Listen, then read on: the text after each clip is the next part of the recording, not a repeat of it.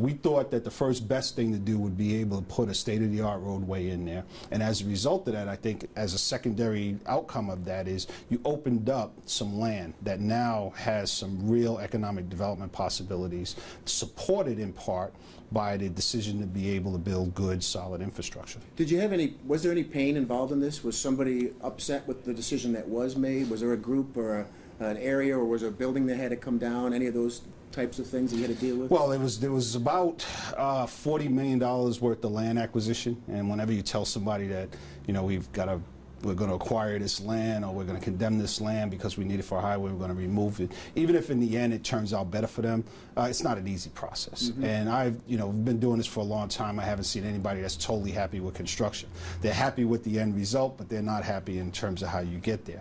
I think to the department's credit, and I would recommend it to anybody who goes through these large-scale projects, is I think the public participation part and the involvement and engagement of the community partners is critical to keep that dialogue open. Because at least if you know what their concerns are, you can start to address them as you go along.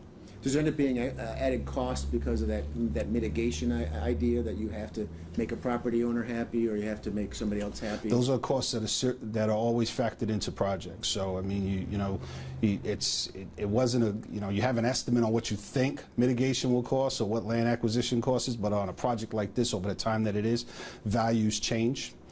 So those numbers can go up or down. They usually go up. There are some things that usually get added to a project as a result of discussions with a community or neighborhood. Whenever you're doing a realignment like this, you're taking away things that the community had enjoyed for a long period of time, like certain access points. They got used to where the on-ramps and off-ramps are. Now you may be relocating those. So it took a little bit getting used to them in terms of what was going to go on. And then with this, it's not just developable land. You want to make sure that you're also adding to the quality of life by making sure that there's open spaces and a place for people in communities and neighborhoods to go and have an opportunity to enjoy downtown. What about this idea of, you create a plan, say it's, what in your case, say, I don't know what the year, 1995, the plan's done.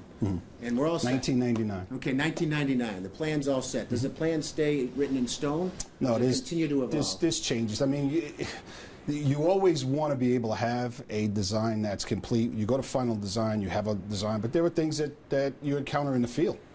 Once you're out in construction, things that weren't either picked up or were unexpected once you get out to construction, and regrettably in our industry we have to deal with change orders. They usually lead to changes in designs and plans. So that's a nature of the industry, and something that just goes with the territory. How is the community of the region better off that this got done?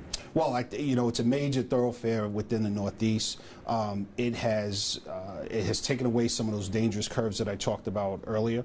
It has streamlined the process. Our crash rates are down on that section of the road. Has greatly improved the interchange for where 195 and 95 meet, and both roads, as a result of it, are greatly improved, and it's reduced congestion in that area. Anything in particular you would recommend to the community of Syracuse about how to get through this process?